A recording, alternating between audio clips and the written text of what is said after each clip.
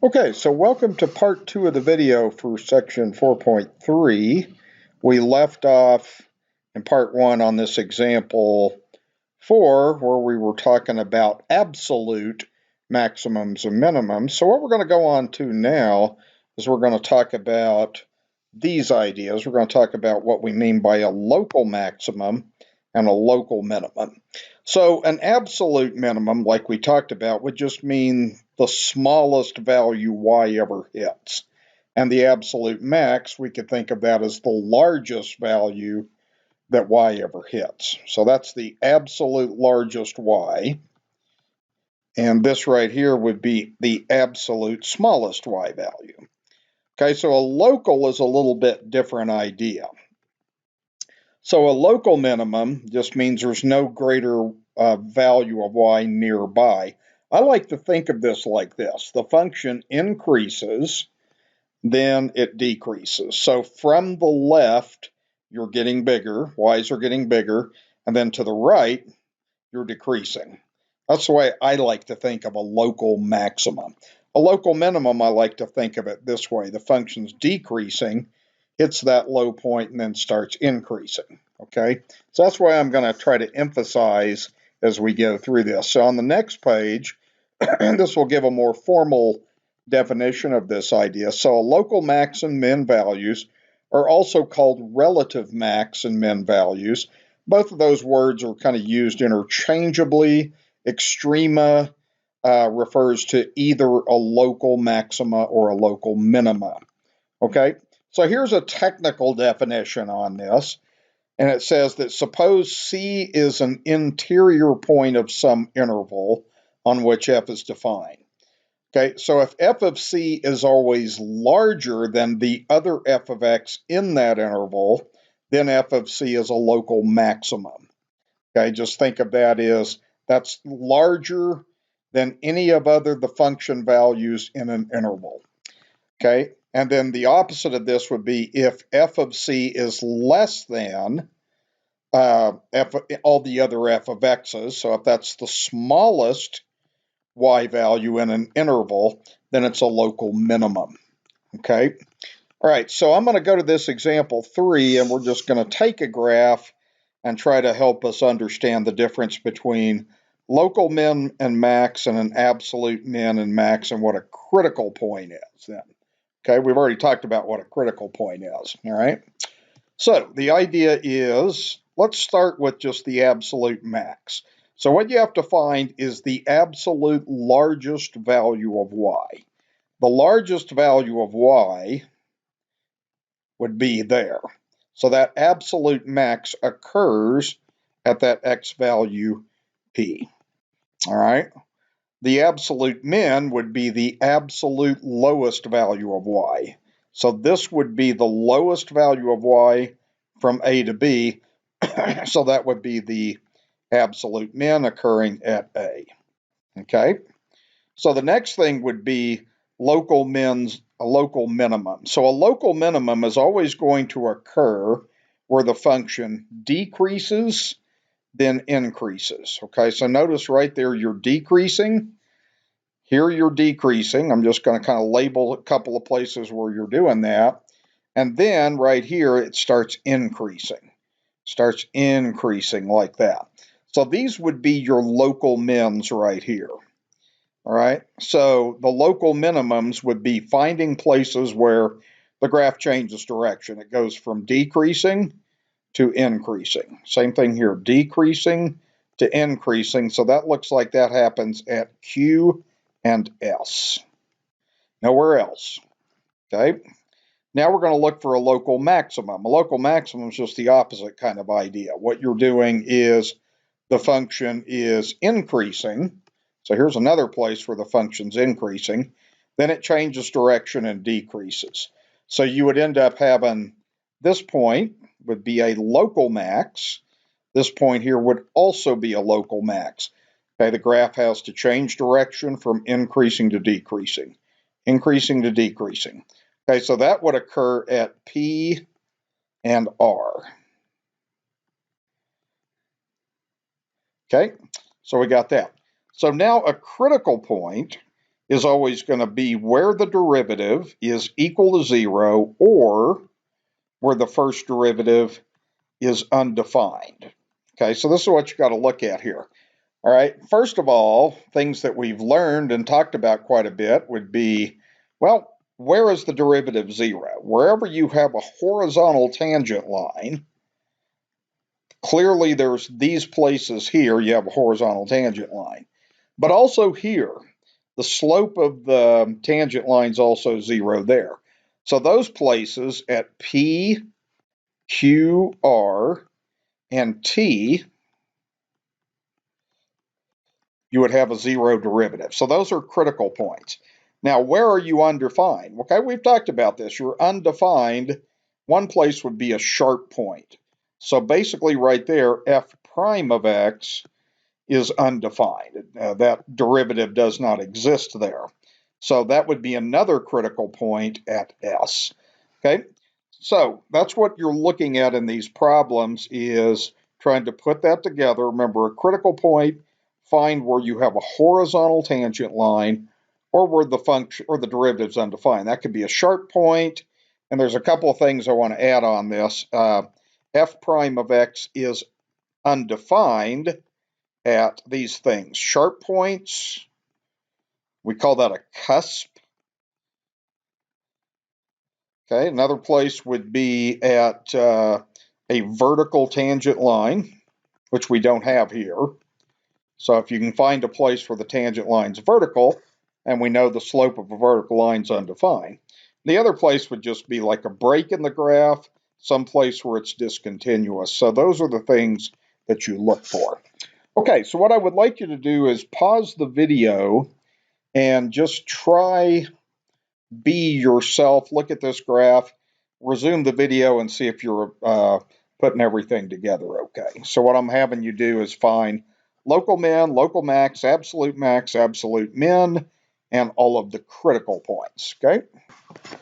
Okay, so let's go ahead and check and let's see how we're doing here with this, okay? To me, the easiest thing to recognize is the absolute max and absolute min. So the biggest y value occurs at, I think I put that wrong. That would be the absolute max. So that's at P. Okay, the absolute, I don't know why I put that. Okay, so that would be at P. I labeled that right. And then the absolute min, oh, hold on, I'm looking at the wrong thing. No wonder. Okay. All right, so the absolute max is at P. Okay, the absolute min is at B. So I am right. Okay. So that's what that is. That's pretty simple. And then when you're looking at a local minimum, you have to find a place where the graph decreases, changes directions, and increases. So this is a local min. That's the only place I see on the graph where you decrease, then increase. That's it. No other place. Okay, so the minimum would be at Q. A local max would be a place where you have this, okay? You're going to increase, then decrease. So one of those would be at P. The other place where you increase, then decrease would be at R. So there's actually another local max right there. So we have, this is a local max also, and so is that. So your local max occurs at P and R, okay? Just look for, this is the key. Okay, one thing it's worth writing down is endpoints are never local max or min. They never will be because that doesn't follow the definition. Okay, an endpoint, remember you have to be changed from increasing to decreasing or vice versa. Okay, but an endpoint can be an absolute max or an absolute min. So that's a worthwhile thing to write down, okay? So your critical points. So let's see, your critical points are here. You have sharp points in these places right there. So at P, Q, and R, you're not differentiable. You have a sharp point, therefore the derivative does not exist, so that's a critical point. And then right here, the slope of the tangent line would be 0, so that occurs at S. Now that's the only place on this graph where the tangent line is horizontal, equal to 0. So that should be the answers that you come up with on that. Okay, just got to get the definitions real clear in your mind. All right, pause if you need to. Otherwise, I'm going to move on to the next page and we'll start crunching out some of this stuff with functions. Okay, so in this example, example 4, we're going to do two things. We're going to find the critical points of the following functions on the domain or on the given interval. And then we're going to use a graphing utility to determine whether each critical point corresponds to a local max or min. Now we're also going to do a sign chart. Okay, I'm going to go ahead and show you kind of how that works out also on here. All right, but mostly what we're going to do is just kind of work with our graphing calculator on these things. Okay, all right, so I need to pause just for a second here. Okay, so let's go down to where we were. I think what we're going to do is we're going to use graphing calculators on these primarily. Okay, oops, I'm on the wrong place here. Here we go.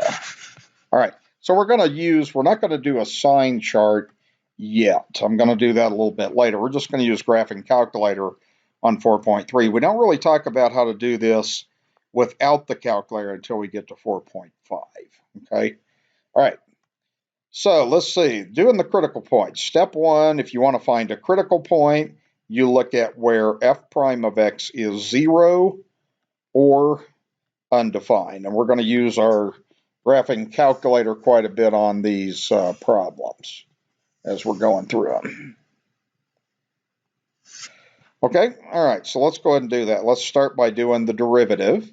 So f prime of x, real simple derivative, that's going to be 6x minus 4. Okay, now what you want to do is set it equal to 0. So just do 6x minus 4 equals 0. That'll give you what we call a critical number for x. So you solve the equation, add 4 to both sides, divide by 6, and you can reduce that fraction down to 2/3. Okay, so we're going to, evaluate that function to find the y value. If you're doing a critical point, you want to find both x and y. All right. Now this derivative right here, something I want to mention, is always defined because that's a line. So that's never undefined anywhere. So that would be the only place where that happens. Okay, so let's go ahead and do this. Let's go ahead and just find f of 2/3 so that we can find this y value here. So we're just going to plug into the function. So that's 3 times 2/3 to the second minus 4 times 2/3 and plus 2. You can use your calculator to help a little bit with this, but don't get overly reliant on it. So 2/3 to the second would be 4/9. Okay, you multiply this straight across, that's 8/3, and then plus 2. All right, and then over here, notice that you can either go 12/9. It's easier if you just reduce first. Okay, so 3/9 is a third, so that would be 4/3. So now we have 4/3 minus 8/3 plus 2, and I'm going to go ahead and put that over 1 and get a common denominator of 3, so I just multiply by 3/3. So that will give plus 6/3. Okay, so now if we put this together, that'd be 4 plus 6 is 10, minus 8 would be 2/3. Okay, so that's going to be the critical point that occurs at that point then. Okay, so now what we're going to do, hold on. Okay, that was my alma mater asking for money. All right. So let's see. So after you get your degree, your college will call you from time to time saying, please give us some money. That's what you got to look forward to when you graduate. Okay, so let's see. Where was I? I was at, we're going to graph this. So we're going to graph the function. So we'll put in 3x to the second minus 4x plus 2. And then we'll just do this in a standard window. So we'll just go do a zoom 6. And we got this. I think your handout already has this graph on here. I'm going to adjust this kind of like I have on the handout. Maybe just make x go -3 to 3. a little bit more readable that way. And what we can do to check our answer is we can type trace, and then you can just put in 2/3. The critical number was at 2/3. And notice the 2/3 comes out, so we know we're right. Now, all we're doing on this, though, is really, this is going to be a local min, and we're getting that information from the calculator. The graph is decreasing, then changes to increasing.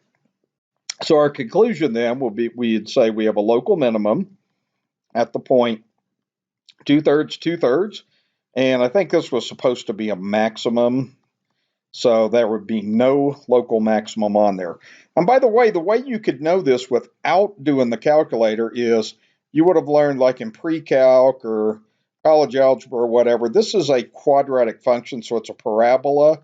If a is positive, then the graph goes up, so that's a min. And then if a is negative, then the graph's going to turn down, so you would have a local maximum. So you could do that on that problem that way then, okay? All right, so let's move to the next thing here. We'll just kind of do the same thing. This time we're given a specific interval that we're interested in, -2 to 2. So we're not interested. The previous problem didn't have an interval, so we assume that we're going to do that on -infinity to infinity because that's the domain of a quadratic function. Okay, so we'll approach this the same way. First thing we're going to do is we're going to find the derivative of this function. Okay, so let's go ahead and do that together. Okay, 4/5 is a constant, so you can write that down anytime you have a constant times a function. Derivative of x to the 5th is 5x to the 4th. Derivative of 3x to the 3rd would be 9x to the 2nd. And of course, the derivative of 5 would be 0. So this would cross out. So our first derivative is equal to 4x to the 4th minus 9x to the 2nd. Okay? And what we do when we find a critical point, we always set the first derivative equal to 0. So we're going to do that. Our derivative is 4x to the 9th minus 9x to the 2nd. Set that to 0. We also try to reason out, is this derivative ever undefined? Well, this is a polynomial function, and it's always defined. So there's no number that would cause a 0 denominator or a negative under a radical. X can be anything, okay? So we're just going to be concerned with this. So what will happen as you're doing these problems, you're going to do a lot of factoring. So this has a common factor of x to the 2nd. You always take the variable, the smallest exponent out. So we'll do that. And then this would leave 4x to the 2nd minus 9 equals 0. Distribute to check and make sure you've done that right. Now see, this thing still factors. That's a difference of 2 squares. So I would go ahead and draw the 2 parentheses out on this. And this would be 2x times 2x and 3 times 3. So you'd have a plus minus on that. Okay. And then you can go ahead and just solve each of these equations. So you got x squared equals 0. Solve that. The next factor is 2x plus 3 equals 0. Solve that. Then we have 2x minus 3 equals 0. Solve that. Now, by the time you're in Calculus 1, you can pretty easily do these all in your head. You could do square root of both sides there if you had to. So x equals 0 would be where one of the critical points is. Now, I'm just having you do the x's on this. And then this one, you could move the 3 to get 2x equals -3, divide by 2. So you'd have a critical point at -3/2. Over here, you can add 3 to both sides, and you can just do this in your head if you want. Divide by 2, so you also get a critical number. Really, you would call that a critical number if you're only getting the x value. If you're looking for a critical point, then you're looking for both x and y. Okay? So again, the way we're going to approach this problem in this particular section is we're simply going to graph the function. So you want to put in the function, and you got to put this in carefully. The 4/5, notice that I'm putting that in parentheses, and then I put in the x to the 2nd. Then I've got minus 3 Whoops, what in the world did I just do? Okay, where am I? Okay, so I got, well, get over there. Okay, x to the third. Okay, and then plus 5. And we'll kind of adjust the window on this one a little bit. We had the interval -2 to 2. So we're going to make our x's go -2 to 2. That's all we care about. We can graph it in the same window and just see if we get a pretty good looking graph. Now that's not very good. The y's need to go up a little bit. So what I'm going to do on that, first of all, I'm going to make sure I got this in right. 4/5. Oh, I do have that wrong. I knew there was something wrong there. Okay, so that's 5. Okay, so we got that. Let's try again. Okay, there we go. All right, so what we'd have then, what I would do is I would just sort of check my critical values. So notice that I have a critical number at 0. So one thing you could do is trace at 0.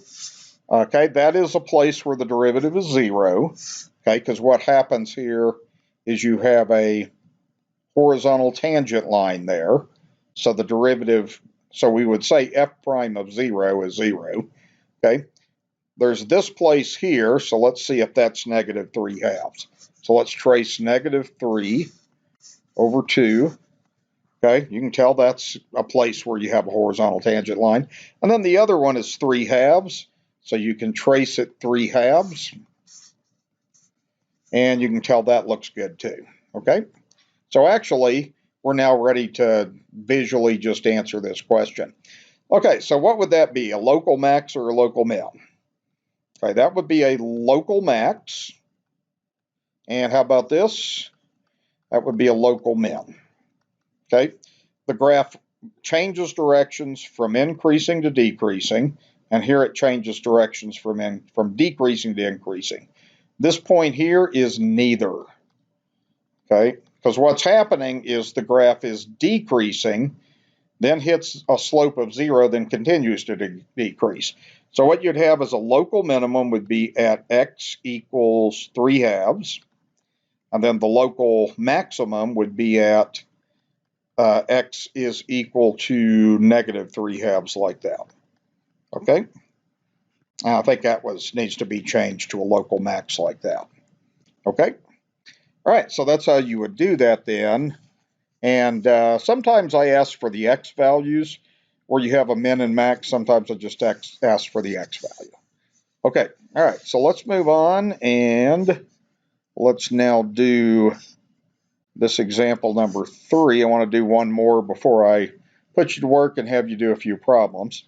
So on this one, again, we're going to start by doing the derivative. This is a function that you will learn about in Calculus 2 that's called a hyperbolic cosine, is what that's called. That, you can research that if you're interested, but you'll learn about this in Calculus 2 if you're going to take that class. So we're going to do the derivative, f prime of x. Okay, now the way I look at this is really just e to the x plus e to the -x over 2. You can think of this as 1/2 times parentheses e to the x plus e to the -x. So 1/2 is a constant, so you can write it down, and you can do the derivative in your head. The derivative of e to the x is e to the x. The derivative of e to the -x is itself, but the chain rule says do the derivative of the exponent. So the derivative of -x is -1c. Okay, so if we clean this up, our derivative would be 1/2 e to the x, and now you would have a minus e to the -x. That's going to be called a hyperbolic sign when you study Calc 2. Okay, so what we do is we're finding critical points, and so what we want to do is we want to set the derivative equal to 0, or try to conclude where the derivative is undefined, if anywhere. Okay, so what you'll have on this, as far as undefined, e to the x is defined everywhere. An exponent can be any number. Same thing here. Exponents can be any number. That's worth writing down. Exponents can be any real number.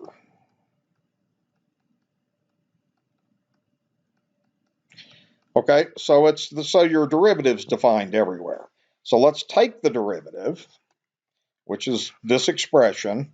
Let's set that equal to 0, and then solve the equation to find a critical number. Okay, so we're going to do that. Okay, so what are we going to do? Okay, best thing to me to do is to multiply both sides by 2 to get rid of the fraction. So now I would end up having e to the x minus e to the negative x is, what am I doing there? Multiplied by 2, that's what I said, but that's equal to 0. Okay, so we have that now. Okay, so now we have to think about how we can solve this thing. Okay, so these are exponential equations. What I would recommend that you do is do this. Okay, I would move this to the other side to get positive e to the negative x like this. Now you can do this in your head. I mean, there's only one number you could plug in for x that would make both sides the same, okay? Or you could do this. You could do the natural log of both sides because it's an exponential equation. And if you did that, you would have x times ln e. And over here, you would have negative x times ln e. However, ln of e is equal to 1, okay, because e to the first is equal to e. Okay, so those things just go to 1, so you end up with x equals negative x. Okay, well, the only answer is 0. I mean, you don't have to do anything else on the problem, but you could, if you added x to both sides, you would get 2x equals 0. Then if you divide it by 2, you get x equals 0. You don't have to go through all that, so that's pretty easy to figure out. So the critical number occurs at x equals 0.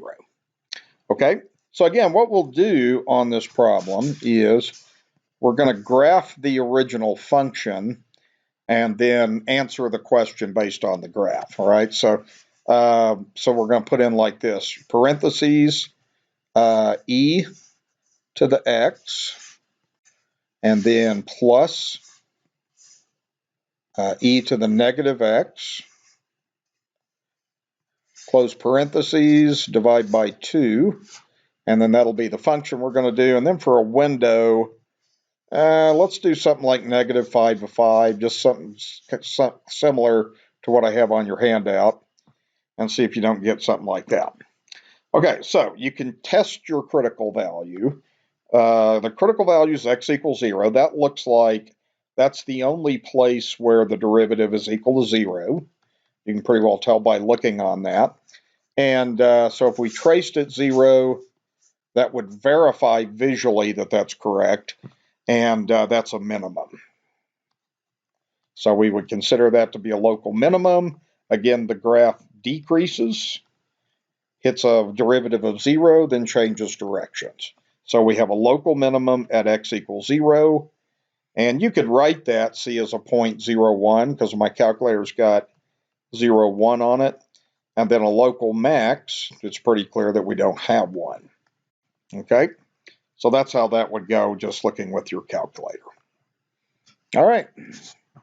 Okay, so what I'm going to have you do, you can pause if you need to think about what we just did or get caught up, but mostly what you're going to do is take your derivative, find the critical points or the critical numbers, find what makes the derivative 0 or undefined, then look at your calculator visually to figure out if that critical point is a max or min or neither. Okay? All right, so I'm going to give you this one with trig in it here, and just going to see what you come up with on this. Sometimes students in this class kind of got out of trig without maybe knowing things as good as you would like, but go ahead and do a derivative on this one and then use your calculator. Now, when you do your calculator on this thing, of course, you just want to put it in the way it is. And on your window, x min, you can just do 0. This would be x max, would be equal to 2 pi. And then remember, make sure that you're in radian mode when you do that. So start off this by doing the derivative. Okay, that's a product rule. And then see what you can do from here. If you have trouble with getting it, then just check my solutions after you're done. Okay, so go ahead and give it your best shot. Okay, so let's take a look. This could be something that you could have some problem with depending on your trig background a little bit. So I want to show you a few things. And there's more than one way I could have done this. I just kind of went with the way I think most students might think of. So I did a product rule. So I did the first times derivative of second plus second times derivative of first. So that's sine times negative sine x plus cosine times cosine.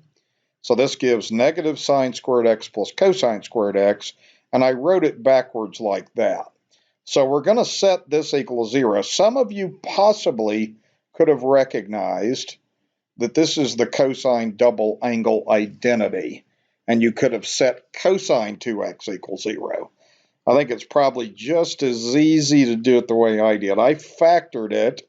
This is a difference of two squares, so I go cosine, cosine, sine and sine, plus and minus.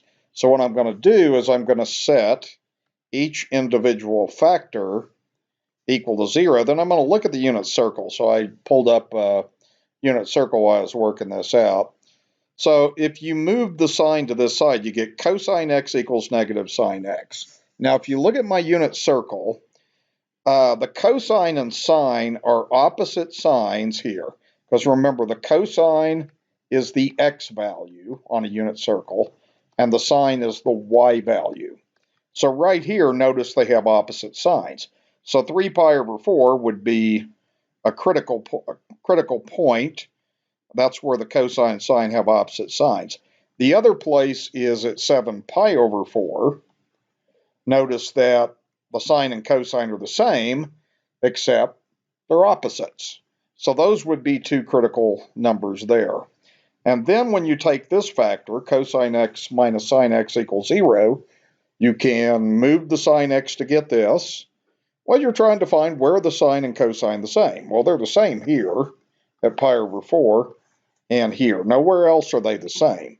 So you would have a critical number also at pi over 4 and 5 pi over 4. So you have pi over 4, 3 pi over 4, 5 pi over 4, and 7 pi over 4 are your critical numbers, okay? So that's how you can figure that out. Now, the other thing I did was when I graphed this, of course, you want to make sure you're in radian mode. Make sure you got that. Now, the window I did was 0 to 2 pi. So, and see, that's given in this problem as the interval that you want to go through. You can scale by whatever you want to. I did pi over 2, okay? And then I scaled the y's from -2 to 2. I could have also done -1 to 1. Doesn't matter, just as long as I can see the graph. So anyway, you'll get this graph here, and you can trace out each of these values if you need to. So like if we trace at pi over 4, okay, we'll notice that that's a maximum. And you could verify all these the same way. Again, all you got to do is just trace, type trace, then you can move to the next one, which is 3 pi over 4, and that's a minimum, and so forth. Okay, so your minimums would be at 3 pi over 4 and 7 pi over 4, like I've got on the graph I drew, and then the local maximums are here and here at pi over 4 and 5 pi over 4. So that's how you do that. I kind of suspected maybe some of you had a little trouble with what to do after you got the derivative. That depends on, your background for solving trigonometric equations. The easiest way to solve this is factor, then immediately look at your unit circle. And then it's not too bad to figure out, okay? Okay, so pause here the video if you need to. Otherwise, I'm going to move on to the last page and do a couple of applications here. All right, so this 51 that I took out of a calculus book, excuse me, I'm yawning, it's late night here. We've actually done this before. So this one says a stone is launched vertically upward from a cliff 192 feet above the ground at a speed of 64 feet per second above the ground after t seconds, and it's given by this function. Now, when you take physics, you'll learn that the 192 is the initial height, and then you'll learn that the initial velocity goes there. You'll learn that this has something to do with the speed due to gravity. Okay, and so you don't have to worry about this in this class. So we have S of t is 16t to the second plus, and I think that's a plus on there. Yeah, sometimes this doesn't export very good. So that's a negative 16t to the second plus 64t plus 192. And we're only interested in 0 to 6 seconds. Okay, and there's a reason for that, and we'll talk about that when we get to that. So when does the stone reach its maximum height? Okay, well, what's going to happen is this is a parabola that opens downward. So you need to find this critical value where S prime of t is equal to 0. So you got to find how many seconds it takes for that derivative to be 0. Because what's going to happen is when it reaches its maximum height, then just for that instant in time, the derivative is 0. Then it's going to start decreasing down to the ground, okay? So what we do is we just find a critical number. So we do S prime of t, which is a simple derivative. That's negative 32t plus 64. Okay, then we set the derivative equal to 0 to find a critical number. So we do negative 32t plus 64 equals 0. Okay, solve that equation. You can move the 64, you can move the 32, it doesn't make any difference. Divide by negative 32, so that would be t is equal to 2 seconds. And that's the answer to the problem. That's it. That's all you got to do, right? If you wanted to go through, I'll show you guys this. If you want to check, of course, you can check graphically. That's kind of a big deal in this section, is learning how to do that. So you could put in negative 16, and you'd have to put in x to the second plus 64x, whoops, and then plus 192, like that. Now I'm going to change this window. What I'm going to do is 0 to 6, okay, is what I had you put there. We can scale that by 1. Now for the y value, see what I look at is this is a height. So that's a height right there. That's the initial height. You can also go look at your table by going second graph, and you can just start looking at these y values.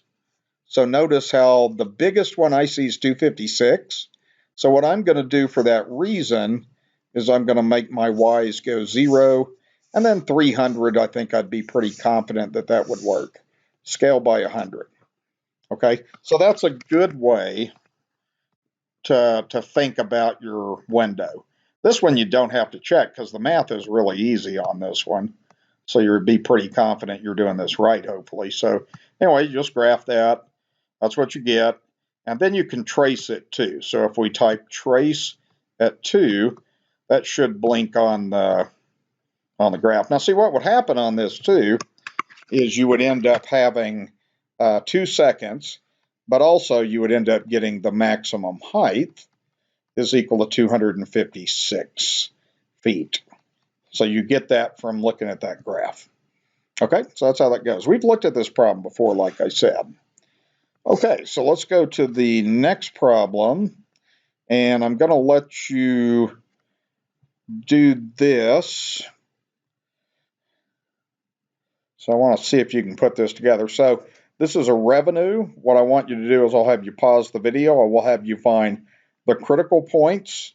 Again, you just do the derivative, set it to 0, and then look at your graph to determine the absolute max value of the revenue and the price that maximizes revenue. Okay, so I'll let you think about that a few minutes and see what you come up with. Please try it instead of just waiting for me, and just that'll give you a little bit better idea how well you understand what you're doing now. Okay, let's go ahead and pause and then finish it up.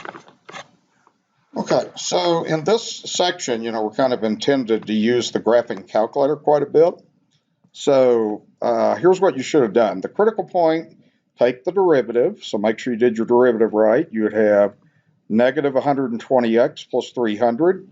set that derivative to 0, solve the equation. That shouldn't be any big deal. You get 2.5.